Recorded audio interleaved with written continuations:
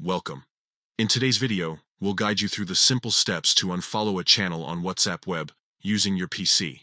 Whether you're looking to declutter your updates or stop receiving notifications from a particular channel, this tutorial will help you manage your subscriptions effortlessly. Let's dive in. First, open WhatsApp web on your browser. Make sure you're logged into your account. Once the interface loads, focus on the left-hand side menu where all your chats and updates are displayed. Next, click on the Channels section in the menu. This is where all the channels you follow are listed.